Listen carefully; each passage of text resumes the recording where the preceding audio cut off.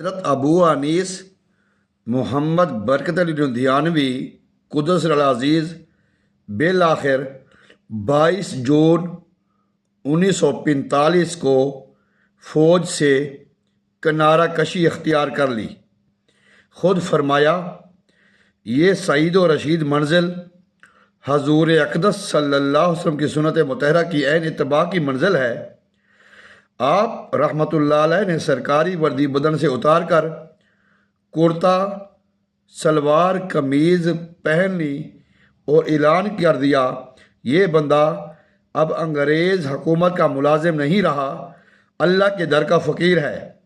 حکومت جو بھی سلوک مجھ سے کرے گی میں تیار ہوں۔ میں نے اپنا کورٹ مارشل خود کر لیا ہے، 3 سزائیں قبول کر لیں۔ آپ رحمۃ اللہ علیہ نے اپنے استعفے کے متعلق خود ہی فرمایا پکی بن گئی کہیں اچھا ہوتا نہیں تو پھر ڈسپلنری ایکشن تیرا ہو گیا۔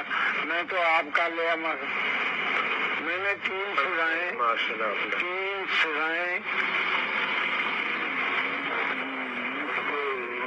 قبول کری، 12 پتھر اور عمر قید اور گولی۔ And if you want to shoot me, this can be done now. بس وہ کہنا لک انڈین افسر، میں ان کہا اسے بھی کمانڈر دے مخلوق برٹش افسر ہائے ہائے بٹ وہ زمانے نہیں بہ سکتا سی کوئی جرت نہیں کر سکتا انگریز کے سامنے۔ کہنا لک انڈین افسر مخلا دسیا تھا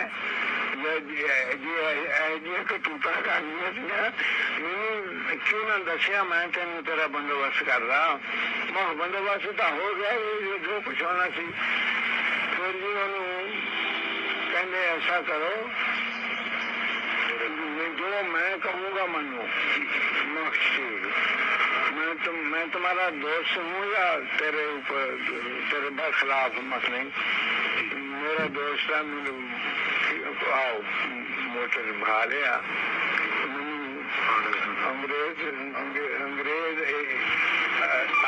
جب آپ رحمۃ اللہ علیہ نے گولی، عمر قید، 12 پتھر یہ سزائیں قبول کیں تو اس فیصلہ پر سبھی انگشت بندہ تھے، کیونکہ جنگ عظیم دوم کا زمانہ تھا۔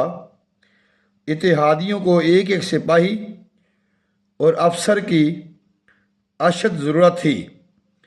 ان حالات میں ایک انتہائی ذمہ دار عہدہ پر فائز افسر کا فوج سے مستعفی ہونا اپنی جان سے کھیلنا تھا۔ فوج کے افسران نے دل جوئی، سہولت اور مرود کا ہر حربہ اختیار کیا، مگر آپ رحمۃ اللہ علیہ اپنی بات سے نہ ٹلے۔ بالآخر بہت سے مراحل طے کر کے آپ اپنے مقصد میں کامیاب ہو گئے۔ حالانکہ انگریز کی حکومت میں کسی راجے مہاراجے کو بھی ان سے انحراف کی جرت نہ تھی، چونچاں اتنا بڑا قدم۔ یوم استقامت سرکار اس دن کو یعنی 22 جون کو یوم استقامت کے نام سے یاد فرمایا کرتے تھے۔ آپ نے مقالت حکمت میں لکھا ہے، دیکھنے والا دن تو وہ دن تھا، عزم و استقامت سے آراستہ ہو، بال بال خمار ٹپکنے لگا، لہرا لہرا کر چلا، اٹھلا اٹھلا کر بڑھا، غفلت کے پردے چاک کر کے، علائق کی زنجیریں توڑ کر، ہر شے سے منہ موڑ کر، موت و حیات سے بے نیاز اپنی منزل کی جانب دیوانہ وار بڑھتا چلا گیا۔ اس کی ایک ہی جنبش سے راہ کی تمام رکاوٹیں دم توڑ گئیں۔ اس کی یلغار کے آگے تند و تیر ریلے بھی ٹھہر نہ سکے۔ طوفان اس کا طواف کرنے لگے۔ گرداب خضر راہ بن گئے۔ ابلیس کا غرور خاک میں مل گیا۔ اس کی تنی ہوئی گردن جھک گئی۔ سارے منصوبے بکھر گئے۔ ہتھیار دھڑے کے دھڑے رہ گئے۔ وسواس خناس خسیانے ہو کر رہ گئے۔ اقتدار و دولت کا غرور گھٹنے ٹیک گیا۔ دنیا اپنی تمام رعایوں کے ساتھ اس کے آگے ہاتھ باندھے کھڑی ہو گئی، مگر اس نے آنکھ اٹھا کر بھی نہ دیکھا۔ 22 جون 1945 یہ سرکار خود فرما رہے ہیں اپنی زبانی۔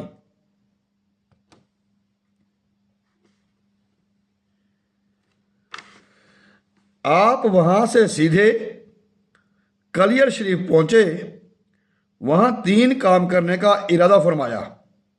کلیر شریف میں آپ رحمۃ اللہ علیہ پیرانے کلیر شریف پہنچے تو وہاں پر آپ نے 3 کام کرنے کا عہد فرمایا، جس کا آپ نے ذکر مقالات حکمت کی۔ آپ رحمۃ اللہ علیہ نے مقالات حکمت میں صابر صاحب کے دربار پہ کیا ہوا وعدہ اس طرح فرمایا، 40 سال گزرے، میں نے حضرت سیدنا مخدوم علی قدس العزیز حضور پیش ہو کر کو کیا کہ میں دنیا و مافیا سے کلیتاً دستبردار ہو کر اپنی باقی ماندہ زندگی اللہ کے کاموں میں وقف کرتا ہوں۔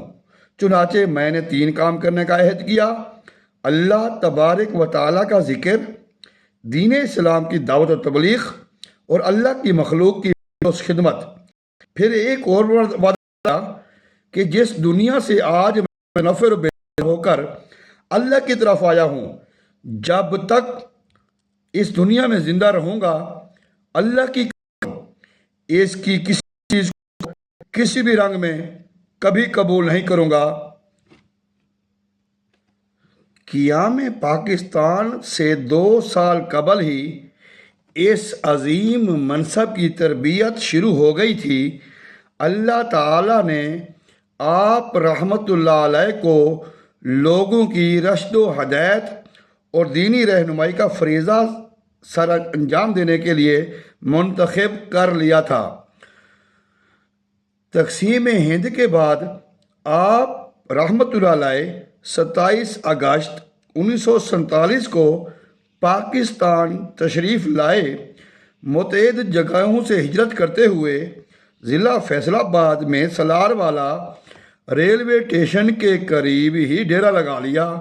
یہ رقبہ آپ رحمۃ اللہ علیہ کو آپ کے والد ماجد مرحوم کی زرعی اراضی کے عوض ملا تھا۔ یہ جگہ آپ رحمۃ اللہ علیہ کی تشریف آوری سے پہلے قبل ایک ویران جنگل تھا۔ یہاں آپ رحمۃ اللہ علیہ نے مسلسل 40 سال لگاتار جد و جہد کی، شب و روز ذکر و فکر، تصنیف و تالیف، دعوت و تبلیغ، خدمت خلق میں مصروف رہے، حتیٰ کہ یہ جگہ ذکر الہی کی صداؤں سے گونجنے لگی۔ طالبان حق جوک در جوک یہاں پہنچنے لگے۔ اس جگہ آپ رحمۃ اللہ علیہ نے خوبصورت وسیع مسجد، مدرسہ، قرآن کریم محل اور مینار اصحاب بدر، لائبریری اور دارالحکمت تعمیر کرائے۔ ادارہ دارالاحسان کے نام پہ وقف فرما دیا۔ دارالاحسان سے کیمپ دارالاحسان، سمندری روڈ، فیصل آباد کی طرف ہجرت۔ اگرچہ اللہ کے بندوں کا قیام و کوچ اللہ ہی کی مرضی کے متحد ہوتا ہے، مگر سرکار نے فرمایا، امن و سلامتی سے زندگی گزارنے والا بندہ کبھی ہجرت نہیں کرتا۔ جو بندہ زندگی سے تنگ آ جاتا ہے ہجرت کرنے پہ مجبور ہو جاتا ہے۔ چنانچہ آپ رحمۃ اللہ علیہ نے 1984 میں اپنی اس محنت شاکہ سے بنائی ہوئی بستی سے ہجرت کر کے کیمپ دارالحسان آنا پڑا۔ مکان تو چونکہ مکی ہی سے آباد رہا کرتا ہے، سو وہاں کی ساری رونقیں ہی دالووال کے اجاڑ کھتانوں میں پہنچ گئیں۔ دیکھتے ہی دیکھتے یہاں قرآن کریم محل، دفاتر دارالحسان، مسجد،